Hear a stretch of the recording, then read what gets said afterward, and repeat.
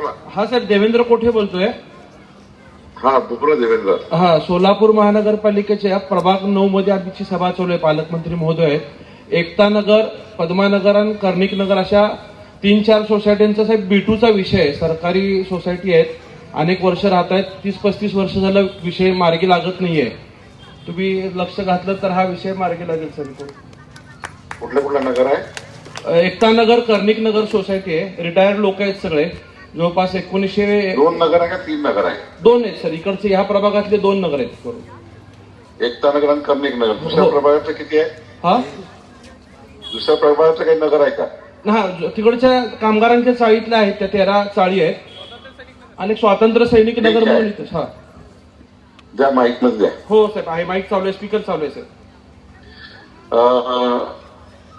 या ठिकाणी उपस्थित आपले पालकमंत्री जयकुमार गोरेजी, आपले आमदार देवेंद्र कोठेजी, या ठिकाणी उपस्थित व्यासपीठावरील सर्व सन्माननीय पदाधिकारी, सर्व मान्यवर, उपस्थित बंधू भगिनी.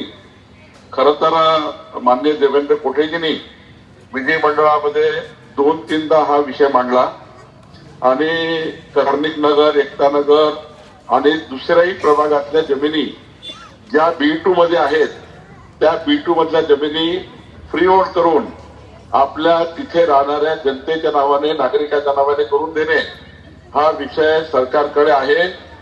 मी राज्याचा महसूल मंत्री म्हणून आपल्याला वचन देतो की मी मंत्रिमंडळासमोर जाऊन या सर्व जमिनी तिथल्या नागरिकाच्या नावाने करून देण्याची योजना तयार करीन आणि आपल्या सर्व जमिनी फ्री होल्ड करून आपल्या नावाने करून देण्याची योजना मी तातडीने करतो आहे. आपण सर्वांना मी आश्वस्त करतो की देवेंद्र कोठेजी यांच्या पुढाकाराने या जमिनी आपल्या नावाने होतील, फ्री होल्ड होतील. तिकडे दुसरे ज्या कामगारच्या चाळी आहेत त्याही फ्री होल्ड होतील. जसं आम्ही वर्ध्यामध्ये रामनगर केलं, परवा राजुरा केलं, त्याचप्रमाणे सोलापूरमध्ये सुद्धा या संपूर्ण जमिनी आपल्या नावाने करून देण्याची कारवाई राज्याचा महसूल मंत्री म्हणून मी करेन. एवढंच आश्वस्त मी आपल्याला करतो.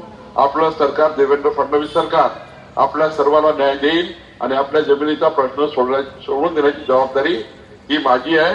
आपण सर्वांनी कमळ चिन्हाला मतदान करून सर्वांना विजयी करावं अशी विनंती मी आपल्याला करतो.